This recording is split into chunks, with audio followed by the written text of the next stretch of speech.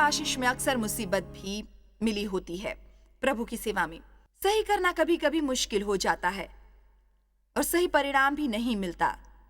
जानते Shadrach, Meshach और Abednego गर्म भट्टे में थे। भट्टा धधक रहा था, मतलब उसमें जाने से पहले ही था। मामला वैसा ही काफी गर्म था और उन्होंने दंडवत करने से मना किया, जो कि एक सही चीज थी। पवित्र पुस्तक के अनुसार राजा ने भट्टे को पहले से 7 गुना गर्म करवाया। मेरे साथ सही करते समय ऐसा ही जीवन में कितनी बार महसूस किया होगा और फिर भी लगता था कि मैं वही मुसीबत में पड़ूंगी। खैर, ऐसा वक्त आए तो आप क्या करते हैं? आप परमेश्वर पर भरोसा रखते हैं कि उसका हाथ मुझ पर है, वो सब कुछ जान रहे हैं। शायद कोई चीज है जो उन्हें आपसे करवानी ही है, इससे पहले कि आपको वो मौका दिया जाए जिसकी जरूरत है। यकीन मानो ना मानो, परमेश्वर ने भट्टे का इस्तेमाल हमारी जिंदगी के बंधन खोलने में किया है। चीजें आसानी से नहीं पनपती। खैर, आपकी महान प्रतिक्रिया के लिए धन्यवाद। वो भट्टे में आजाद हुए थे। वो दहकते भट्टे में थे जब उन्हें बंधनों से आजाद किया गया। मेरी बात कोई सुन रहा है? वो सोफे पर लेटे हुए डोनट्स खाते टीवी नहीं देख रहे थे। वो भट्टे में आजाद हुए थे। वो मॉल में शॉपिंग नहीं कर रहे थे। वो भट्टे में आजाद हुए थे। कई वर्षों में मुझे समझ आया कि जिन्हें मैं अपना दुश्मन समझा करती थी, दरअसल वो मेरे बहुत अच्छे दोस्त निकले। मेरी जिंदगी के शाऊल ने मेरे शाऊल को निकाला। मगर आप पवित्र पुस्तक के शाऊल को नहीं जानते हो। बस उस संदेश के लिए वक्त नहीं है। पर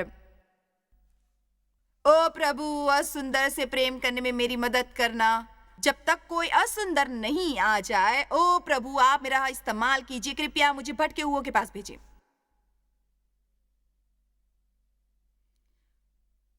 ओ प्रभु, आप मेरा इस्तेमाल कीजिए जब तक कोई असुंदर नहीं आ जाए। ओ प्रभु, आप मेरा इस्तेमाल कीजिए। कृपया मुझे भटके हुओं के पास भेजें और फिर आपको काम मिला जाए। आप इकलौता मसीह है और आप प्रभु से प्रार्थना कर रहे हैं वहां उस खराब भद्दी सी जगह से निकलने के लिए। आमीन। आज अगर आप इसे समझ जाएंगे कि भले ही आपके जीवन में कुछ भी चल रहा हो, जब पवित्र प्रभु हस्तक्षेप करें, तब इस कॉन्फ्रेंस के किसी को भी निरुत्साहित घर जाने की वजह नहीं है। किसी को भी घर जाने की वजह नहीं है। मतलब बूंद भर भी निराश न हो, क्योंकि प्रभु आपकी ओर हैं। उससे फर्क नहीं पड़ता कि आपका विरोधी कौन है। मतलब इससे सचमुच फर्क नहीं पड़ता। अगर हम अपनी आंखें लोगों से फेरकर परमेश्वर पर टिका दें, एक अच्छा रवैया अपनाकर हम कहें, मैं बस यही 2 चीजें करूंगा प्रभु, मैं एक बढ़िया रवैया अपनाऊंगा, आप मेरी मदद करें तो, और मैं दूसरों के लिए आशीष बनूंगा और बाकी चीजों का सवाल बस आपको ही रखना होगा। उसमें कितना समय लगेगा वो आप पर है। ये नहीं, खैर प्रभु, अगर अगले हफ्ते तक हासिल नहीं कर पाया तो क्या होगा?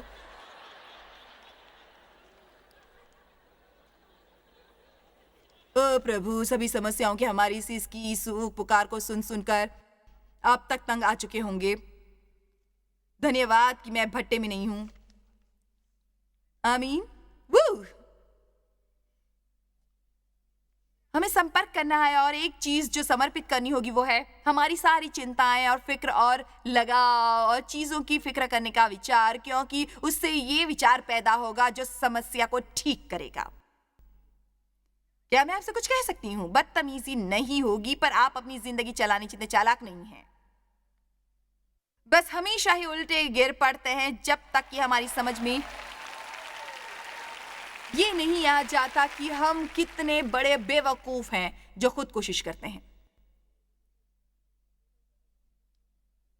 1 पत्रस 5 शुरुआत में मध्य के पास 5वें वचन में कहते हैं कि जब तक हम चीजों को अपनी तरह करेंगे कि परमेश्वर हमारा सामना और विरोध करेंगे, उनके पास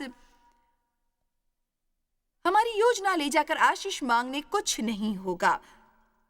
वो चाहते हैं हम जाकर उनसे कहें, प्रभु मैं आ गया, आप मेरे जीवन में जैसा चाहें वैसा करें। हम योजनाओं में वैसे ही बेकार हैं और फिर ईश्वर से प्रार्थना करने में हमारी योजना चलेगी और हमें ये प्रार्थना करना होगा और परमेश्वर योजना बनाएंगे। आमीन। हम यहाँ आते वक्त ऑफिस की इमारत से गुजरे तो कि अब एक होटल है जो कभी अलग हुआ करता था। उसके होटल बनने से पहले ऑफिस की एक इमारत थी जहां मैं हिसाब देख सकती थी, और यहाँ से थोड़ी ही दूरी पर उसी ऑफिस में काम करती थी। जब मैं डेव से मिली, मेरे पास घर के लिए वाहन नहीं था और वो उस आदमी के साथ काम करता था जो मेरे माँ बाप वाले 2 फैमिली के फ्लैट में रहता, तो इसीलिए वे मुझे कोने से लिफ्ट दिया करते थे मुझे घर तक छोड़ने, और ऐसे मुझे मिले थे डेव मेयर। और जब मैं भी, और फिर बाद में डेव जो इंजीनियर क्षेत्र में हीटर बनाते थे और एयर कंडीशनर इंजीनियरिंग वर्क उसी इमारत में जो बाद में बना एडीएम का मार्क होटल, तो मैं थी उस कोने पर बीती कुछ पुरानी बातें, कुछ हफ्ते, मतलब यहाँ से कुछ इमारत छोड़कर। पर सबसे कमाल की बात यह है कि जब मुझे पता नहीं था, मुझ में कड़वाहट भरी थी और दुख में सब पर काबू पाना चाहती थी। और जानते हैं, मैं गिरजा जाती थी, मैं एक मसीही थी, पर समर्पण का मतलब नहीं जानती थी, जरा भी आइडिया नहीं था। और मैं आपसे कहना चाहूंगी कि परमेश्वर ने हमें यहाँ पृथ्वी पर रखा हमारी सभी जरूरतें पूरी करने के लिए नहीं, हमें वो बदलाव आए जहां हम ये भी कह सके, प्रभु आपको क्या चाहिए, आपको क्या चाहिए। मैं अपना जीवन दान करना चाहूंगा, मैं खुद को अलविदा कहना चाहूंगा। अलविदा, अलविदा।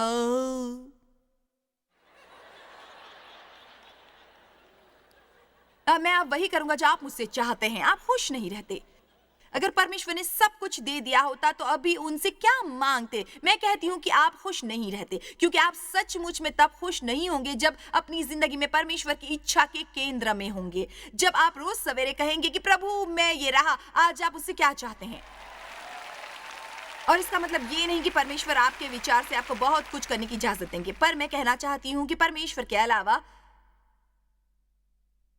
बाकी कोई भी चीज खुशी नहीं देगी। और फिर वो कहता है, इसीलिए परमेश्वर के बलवंत हाथ के नीचे दीनता से रहो, जिससे वो उचित समय पर तुम्हें बढ़ाएं। इस सप्ताहांत तुम समर्पित क्यों नहीं कर देते?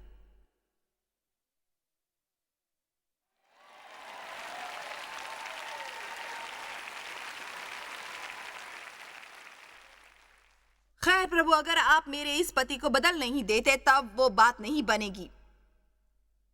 मैं ऐसा नहीं कर सकती। खैर हाँ, कर तो सकते हैं, मतलब परमेश्वर ने आपको यही काम दिया है तो तब वो साथ में कृपा और करने का आनंद भी देंगे, आप कर देंगे। पर आप में वो मानसिकता होनी ही चाहिए।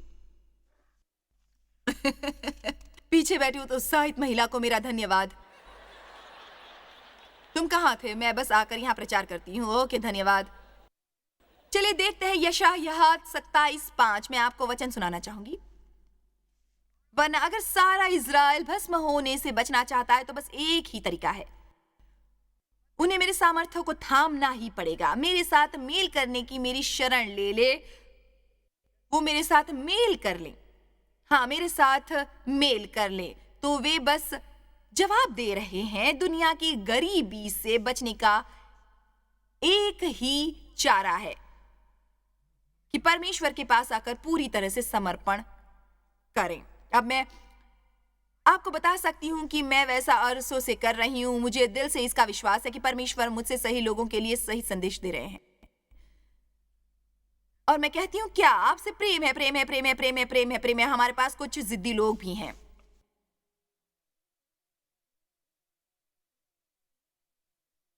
मतलब हमारे पास कुछ लोग हैं जिन्हें आपने कहा प्यारे और उनसे आपका हर काम पूरा होगा। यही समय है।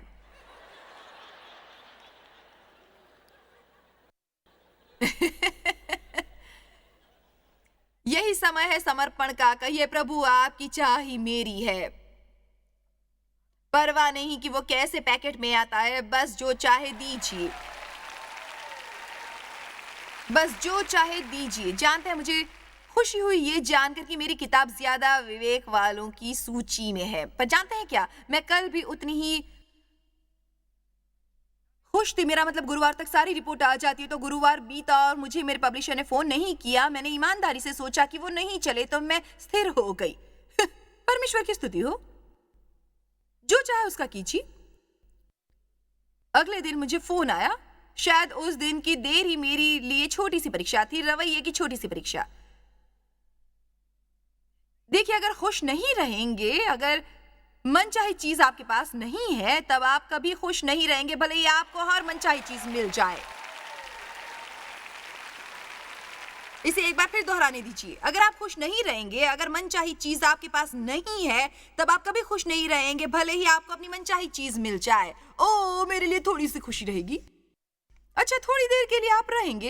ये तो जैसे ओ, और बस खत्म हो गया। 2 दिन, 1 हफ्ता, 2 हफ्ता, और उसके बाद अचानक से जैसे खैर मुझे खुश रखने वाली वो दूसरी चीज भी चाहिए। वो दूसरी चीज जो मुझे खुश रखेगी।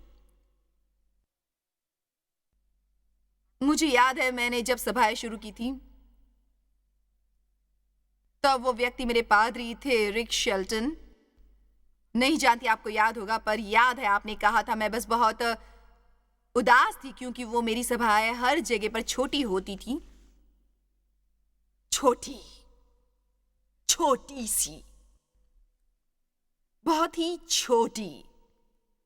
9 लोग, 20 लोग, 30 लोग, और मेरी सोच बहुत बड़ी थी, और बड़े विचारों वाले किसी भी व्यक्ति को छोटे परिणाम अच्छे नहीं लगते। कोई मेरे साथ है?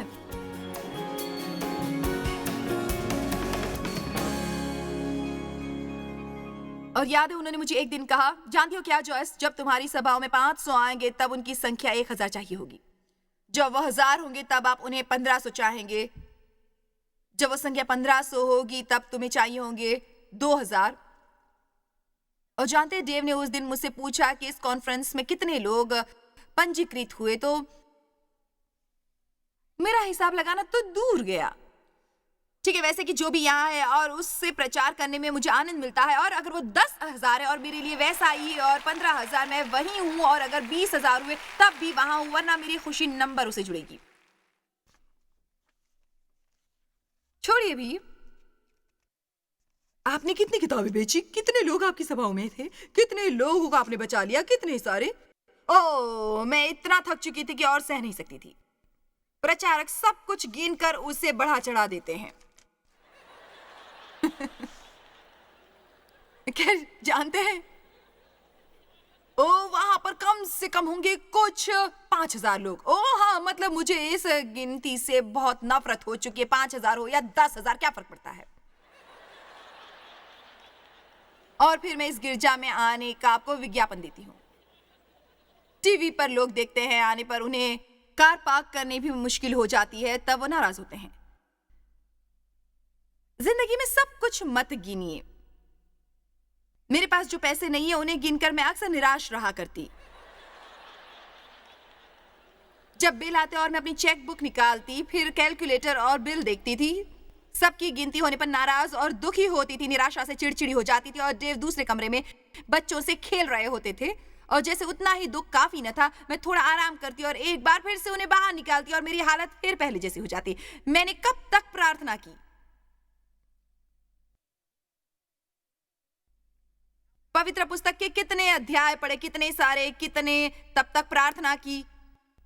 ओ बाप रे, मैंने आपको प्रार्थना बार बार करने को कहा है। मैं आप जैसी आध्यात्मिक नहीं हूं।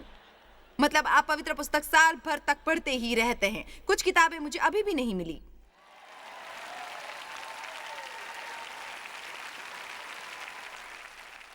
सब कुछ गिनना बंद कीजिए और बस आनंद लीजिए। किसी को मेरी बात समझ में आई?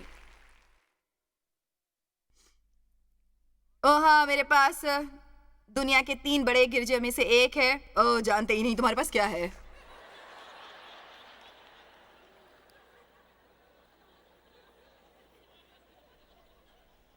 चीजों को कैसे करना है, उन सारे बेहतर विचारों को हमें समर्पित करना है, और एक चीज समर्पित करनी है। मैं आपका ध्यान इस तरफ लाना चाहूंगी, जो कल तक चल सकता है आपको समर्पित करना है।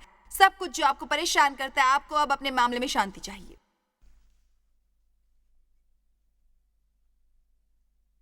आज सॉरी मर्दों, आपको ये सब सहना ही पड़ेगा। आज तो लेडीज हमें शांति हासिल ही करनी होगी।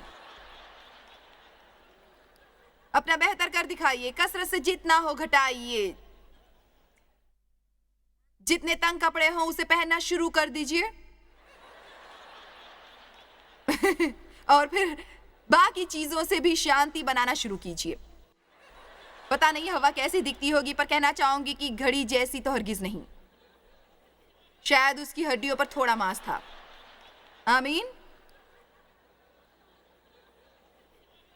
मैं अपनी आवाज से शांति बनाना चाहती हूं। मतलब लोग हमेशा हंसते थे। बस 2 हफ्ते पहले मैंने फोन किया, मैंने कहा नहीं मिस्टर मेयर नहीं बोल रहे हैं, तो उस सब के लिए समय नहीं गवाते। पर आपको उन चीजों से भी शांति बनानी होगी जो पसंद नहीं आती। खुद से शांति बनाइए। खुद को आप नहीं बदल सकते, लेकिन प्रभु। खुद को ठीक नहीं कर सकते, लेकिन प्रभु कर देंगे, भले ही जो करना पड़े आपके जीवन में। खुद की चीजों को अलविदा कहना पड़ेगा। चलिए जल्दी से लूका 14 देखते हैं। लूका 14:31। या कौन ऐसा राजा है कि दूसरे राजा से युद्ध करने जाता हो और पहले बैठकर विचार न कर ले, जो 20,000 लेकर मुझ पर चढ़ा आता है, क्या मैं 10,000 लेकर उसका सामना कर सकता हूं या नहीं। अब इस कहानी का बोध यह है, अगर आपको लड़ाई ही करनी है, आपको खुद को देख लेना चाहिए और कहें क्या लड़ाई जीतने वाली बात मुझ में है? नहीं। ना चालाकी है, ना शांति, पता नहीं कैसे, नहीं हो सकता। वचन 32, नहीं कर सकता अगर तो दूसरे राजा से दूर रहते ही वह दूतों को भेजकर मिलाप करना चाहेगा। इसी रीति से मुझ में से त्याग, संन्यास, समर्पित, दावा छोड़ देता, अलविदा कहता, अपना सब कुछ न दे तो वो मेरा चेला नहीं हो सकता। अलविदा, अलविदा। अपने प्रयास को अलविदा, आत्मविश्वास को अलविदा, अपनी इच्छा को अलविदा, आत्म केंद्रित को अलविदा, स्वार्थ को अलविदा। अलविदा, अलविदा। जब आप ये कॉन्फ्रेंस छोड़ें, आज ये इमारत छोड़ें, तब चाहूंगी अपने पुराने रूप को यहीं छोड़ जाएं। और जब आप दरवाजे से बाहर निकले, सब कहें अलविदा। पुराने बुरे रवैये को यहीं त्यागिए, अच्छा रवैया लेकर बाहर निकलिए। छोड़िए उस उदास खट्टी कहानी जो आप सभी को दिन में 25 बार सुनाते हैं। खुद पर तरस खाना और दूसरों को दोष देना छोड़ दीजिए। बस छोड़कर इतना कहिए अलविदा। वहां था, कर लिया, कुछ अलग करना होगा। अब हम अपने साथ हुई हर गड़बड़ी को हमेशा ठीक करते रहते हैं, पर पवित्र पुस्तक कहती है कि परमेश्वर मकसद से चुनते हैं, जानबूझकर नहीं। ये दुनिया में क्या चीजें बेकार और निरर्थक समझी जाएंगी। चलिए देखते हैं 1 कुरिन्थियों 1। क्या आप यहां मेरे डब्बे यहां ले आएंगे? 1 कुरिन्थियों हम शुरू करेंगे वचन 27 से शायद। परंतु परमेश्वर ने जानबूझकर जगत के मूर्खों को चुन लिया है कि ज्ञान वालों को लज्जित करें, और परमेश्वर ने बलवानों को लज्जित करने निर्बलों को चुना। क्या सोच सकते हैं कि कुछ बहुत ज्यादा उच्च शिक्षित धार्मिक व्यक्ति, जिनके नाम के पीछे 3 या 4 डिग्रियों का लेखा जोखा छपा रहता हो, जो हर तरह के पवित्र पुस्तक की चर्चाओं और विधायतों को कोरो वगैरह में गए हों, क्या सोच सकते हैं वो मुझे जैसी को देखकर कितना चिढ़ते होंगे, कितना परेशान होते होंगे। दुनिया की 2/3 आबादी में टीवी पर।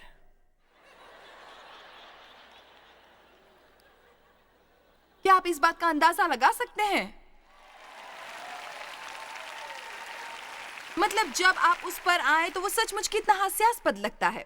मतलब बस हास्यास्पद। मतलब दुनिया के मानकों से मैं तिल भर भी लायक नहीं हूं, लेकिन परमेश्वर के मानक भिन्न हैं। परमेश्वर के मानक भिन्न हैं। पवित्र पुस्तक में मिट्टी के घड़े कहती हैं और परमेश्वर मूर्खों को इस्तेमाल करके चुनता है, जिससे वो उसकी महिमा और विशालता प्रदर्शन हो और लोगों का नहीं, या मैं ये कहूंगी परमेश्वर दरार वाले घड़े लेता है। अब जानते हैं, अगर मैं बाहर घड़ा खरीदने जाती हूं, इस कक्ष का कोई सयाना व्यक्ति अगर आप घड़ा खरीदने जाएं तो कौन दरार वाला घड़ा खरीदना चाहेगा? उसे आप घर नहीं ले जाना चाहेंगे। आप सोचेंगे कि वैसा कुछ दुकान में रखना भी मूर्खता होगी। नहीं, हम वैसा वाला लेंगे जो पॉलिश हो, चमकाया गया हो और अच्छा दिखता हो। परमेश्वर हमारे जरिए अपनी शक्ति प्रदर्शित करता है। अब रोशनी नीचे लाते हैं, मैं बताती हूं क्या होता है। अब देखिए, इन दोनों घड़ों में रोशनी है। अब रुकिए, यहां पर एक सटीक घड़ा है जो हमें पसंद आएगा। रोशनी है पर दिखाई नहीं देती है। दूसरे वाले में भी वैसी ही रोशनी है पर आपको नहीं देता। फिर भी देखिए, दरार वाले घड़े में रोशनी जलाने पर क्या होता है। मुझे ये पसंद है। मैं खुश दरार वाला घड़ा रहूंगी। मैं ये हूं, खुशी से पागल दरार वाला घड़ा हूं मैं। मुझे अपने दरारों से परेशानी नहीं, मेरे दरार नहीं हटे तो भी मुझे परवाह नहीं। मैं खुश दरार वाला घड़ा रहूंगी। मैं खुश दरार वाला घड़ा रहूंगी। आमीन। मेरी कई चीजें अरसे से आसपास हैं, मुझे उससे भी आराम मिल रहा है। ये मुझे अच्छा लगने लगा है। लगता है मैं हमेशा बक बक करूंगी, मेरी बात हमेशा मुझे मुसीबत में डाल देती है, पर मैं प्रायश्चित कर लेती हूँ। प्रभु, मेरी तरह जल प्रायश्चित करने वाला कोई नहीं है। मतलब मैं कुछ करते हुए भी प्रायश्चित कर सकती हूँ।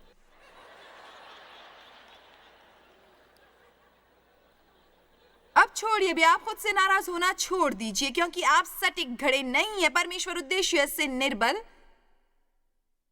और मूर्खों से वो काम करवाता है जिससे ज्ञानी चकरा जाए। वो खराब को चुनता है जिसे दुनिया फेंक देती है। सोचता हूं बाद में शायद देर हो जाए, पर मैं कचरा पेटी लाकर एक दिन उसी पर प्रचार करना शुरू कर दूंगी। मैं उस विषय पर जाकर एक पूरा संदेश दूंगी, क्योंकि दुनिया ने मुझे उसमें रख दिया होता, कचरे की पेटी में। पर प्रभु, छोड़ो भी, पर प्रभु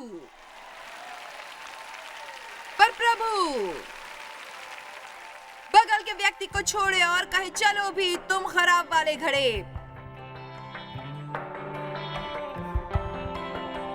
खैर, भले ही हम किसी भी दौर से गुजरे, समझ लीजिए कि परमेश्वर के पास हमारी कल्पना से भी बड़ी योजना हमारे जीवन के लिए मौजूद है। हमें हमारी समस्याओं और जीवन में परमेश्वर के पवित्र हस्तक्षेप के लिए प्रार्थना करनी चाहिए। इस पूरे हफ्ते हमने संबंध सुधारने पर विशेष जोर दिया है। दरअसल बुधवार को इस इलाके के सभी दोस्तों और सहयोगियों के लिए हमारी सेवकाई प्रार्थना करेगी। जानते हैं, अगर आपका कोई संबंधी नहीं हो तो अकेले हो जाते हैं। अगर संबंध बिगड़ गए हो तो आप दुखी होते हैं और हमें संबंधों की जरूरत है, पर यह एहतियात बरतनी होगी कि वो सही भी हो, स्वस्थ अच्छे संबंध हो, संतुलित संबंध हो। कला को सीखिए। अब आप बाकी दिन अच्छी तरह से बिताइए। प्रभु की स्तुति हो। आपका दिन शुभ हो।